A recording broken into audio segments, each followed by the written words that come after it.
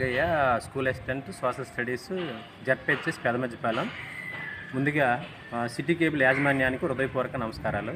My dear students, మీ అందరికీ శుభాశీస్సులు. మీ ఇంటి యొక్క ఆర్థిక పరిస్థితి మీ నుండి మారాలి, మీ చదువుతో మారాలి. చదువులో మీకు మొదటి అవకాశం కల్పించేది 10th క్లాస్. 10th క్లాస్లో అత్యధిక మార్కులు సాధిస్తేనే సమాజంలో మీకు ఉన్నతమైన గౌరవం లభిస్తుంది.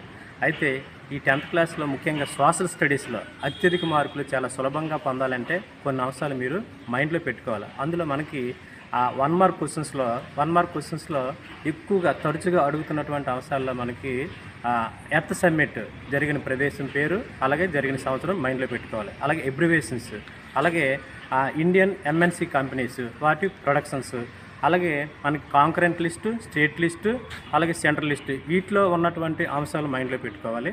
అదేవిధంగా arrange the following countries east to west, north to south, అలాగే south to north, west to east, ఈ కంట్రీస్ ఆ స్టేట్స్ ఇవన్నీ కూడా మీకు మ్యాప్ పాయింటింగ్ పర్ఫెక్ట్గా ప్రాక్టీస్ చేసినట్లయితే ఇందులో 1 మార్క్ ఇక్కడ కూడా స్కోర్ చేసే అవకాశం ఉంటుంది. అదేవిధంగా మనకి మనకి 2 మార్క్స్ క్వశ్చన్కి వచ్చేసరికి స్లోగన్స్ అనేది తప్పనిసరి అడుగుతుంటాడు 2 మార్కులకి. అది మనకి కన్జ్యూమర్ రైట్స్ లెసన్ నుంచి వస్తూ ఉంటుంది, మైండ్లో పెట్టుకోవాలి. అలాగే గ్లోబలైజేషన్కి సంబంధించి గ్లోబలైజేషన్లో 2 పిక్చర్స్ ఉంటాయి. అందులో మనకి ఎంఎన్సి అధినేత ఒక గ్లోబ్ని పట్టుకొని ఆడుతూ ఆ గ్లోబలైజేషన్ ఈజ్ ఫన్ అని చెప్తూ ఉంటాడు, అదొక పిక్చరు. అలాగే సెకండ్ పిక్చర్ ఏంటంటే we will shift this factory to another country అని చెప్పేసి ఆ బ్రీఫ్ కేస్ పట్టుకొని వెళ్ళిపోతున్నటువంటి ఒక పిక్చర్ ఉంటుంది. ఈ పిక్చర్లో ఖచ్చితంగా ఒక పిక్చర్ అనేది అడిగే అవకాశం ఉంటుంది. దాని గురించి 2 మార్కులు. అలాగే మ్యాప్ ఇస్తాడు, మ్యాప్ ఇచ్చి దాని కింద 2 క్వశ్చన్లు అడుగుతాడు. ఆ క్వశ్చన్ యొక్క ఆన్సర్స్ ఆ మ్యాప్లో ఉంటాయి కాబట్టి ఆ మ్యాప్ మీరు క్షుణ్ణంగా అర్థం చేసుకొని రాస్తే ఈ 2 మార్క్స్ సంబంధించి 6 మార్కులు మీరు స్కోర్ చేసే అవకాశం ఉంది. అలాగే 4 మార్క్స్ సంబంధించి 4 మార్క్స్లో పేరా ఇస్తాడు, పారాగ్రాఫ్ ఇచ్చిన తర్వాత రీరైట్ యువర్ ఓన్ వర్డ్స్ అంటాడు. అందులో మీరు ఆ పేరా బాగా చదివి అందులో మెయిన్ కాన్సెప్ట్ ఏదైతే ఉంటుందో దాన్ని అర్థం చేసుకొని దాని గురించి 4 పాయింట్లు రాస్తే ఈజీగా 4 మార్కులు సంపాదించే అవకాశం ఉంది. అలాగే 8 మార్క్స్ క్వశ్చన్ సంబంధించి 5 క్వశ్చన్లో 5 ఎనిమిది 40 మార్కులు, 40 మార్కుల్లో మీరు ఈజీగా 32 మార్కులు సాధించే అవకాశం ఉంది. అందులో మనకి పారాగ్రాఫ్ ఇచ్చి అందులో కామెంట్ అంటాడు. అందులో మీరు ఏం చేయాలంటే ఆ పేరా బాగా చదివి అందులో ముఖ్యమైనటువంటి అంశాలు ఏవైతే ఉంటాయో వాటి గురించి 8 పాయింట్లు రాస్తే ఈజీగా 8 మార్క్స్ స్కోర్ చేసే అవకాశం ఉంది. అలాగే డేటా టేబుల్ ఇచ్చి ఆ డేటా టేబుల్ కింద 4 క్వశ్చన్స్ ఇస్తాడు. ఆ క్వశ్చన్స్ యొక్క ఆన్సర్లు ఆ టేబుల్లో ఉంటాయి. అవి మీరు ఆ టేబుల్ బాగా చదివినట్లయితే ఈజీగా 4 క్వశ్చన్స్కి ఆన్సర్ చేయగలుగుతారు, ఈజీగా 8 మార్క్స్ సంపాదించవచ్చు. అలాగే మనకి 5 గ్రాఫ్ లేదంటే బార్ గ్రాఫ్, రెండిట్లో ఏదో గ్రాఫ్ ఖచ్చితంగా అడుగుతాడు. అడిగి అనాలిసిస్ అంటాడు. అయిన తర్వాత దానికి సంబంధించిన 8 పాయింట్స్ ఆ గ్రాఫ్లో ఉన్నటువంటి అంశాలని రాస్తే సరిపోద్ది అనమాట. మీకు ముఖ్యంగా మనకి క్రెడిట్ అండ్ మనీ లెసన్ ఉంటుంది.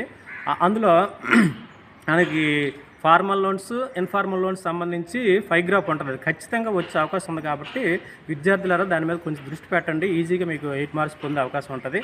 అలాగే లాస్ట్గా ఫైనల్గా మ్యాప్కి సంబంధించి చూడండి, మనకి 8 మార్క్స్ క్వశ్చన్ సంబంధించి 8 పాయింట్స్ రాస్తే 8 మార్క్స్ వస్తాయి. అలాగే మ్యాప్కి సంబంధించి 8 ప్రదేశాలు గుర్తిస్తే ఈజీగా 8 మార్కులు సంపాదించే అవకాశం ఉంటుంది. ఈ మ్యాప్లో మనకి ఇండియా మ్యాపు, అలాగే వరల్డ్ మ్యాప్ ఇస్తాడు.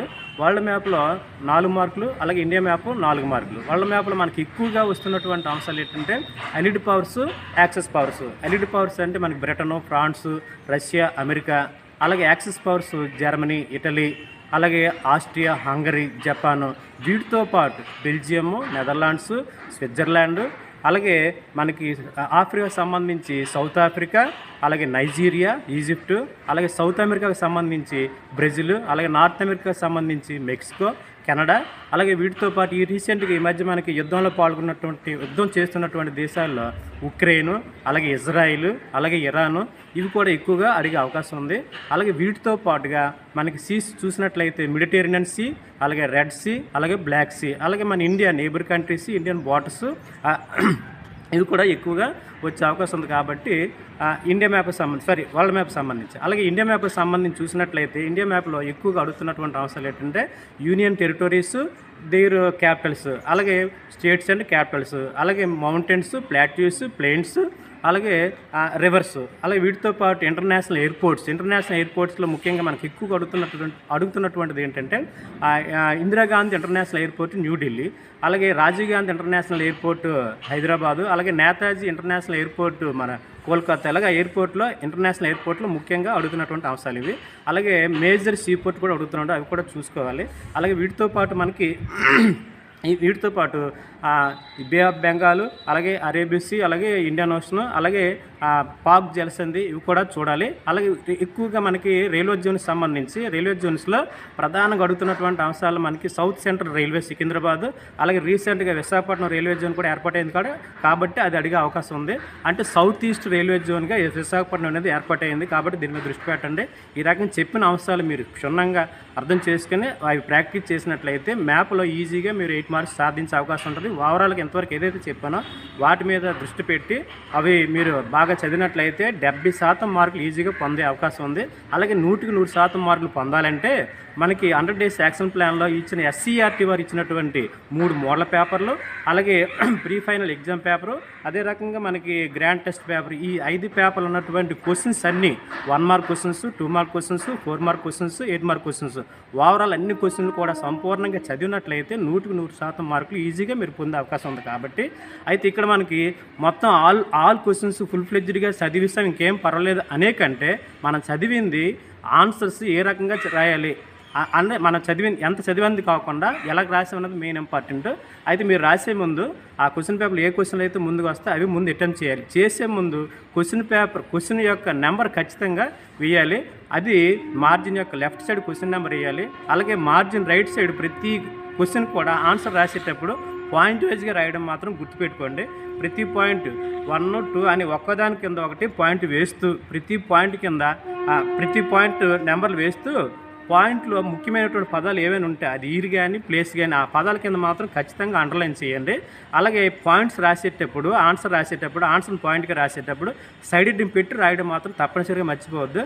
అలాగే పాయింట్కి మధ్య గ్యాప్ ఉండాలి, పదానికి మధ్య గ్యాప్ ఉండాలి, ఆన్సర్ మధ్య గ్యాప్ ఉంటూ రాస్తూ చక్కగా ఆకర్షణీయంగా అందంగా రాస్తే 100% మార్కులు మీరు అనుకున్న స్థాయి పొందే అవకాశం ఉంది. కాబట్టి డియర్ స్టూడెంట్స్, ఈ చెప్పిన విషయాలు మైండ్లో పెట్టుకొని బాగా రాయండి, అత్యధిక స్కోర్ సాధించండి. అందరికీ ఆల్ ది బెస్ట్.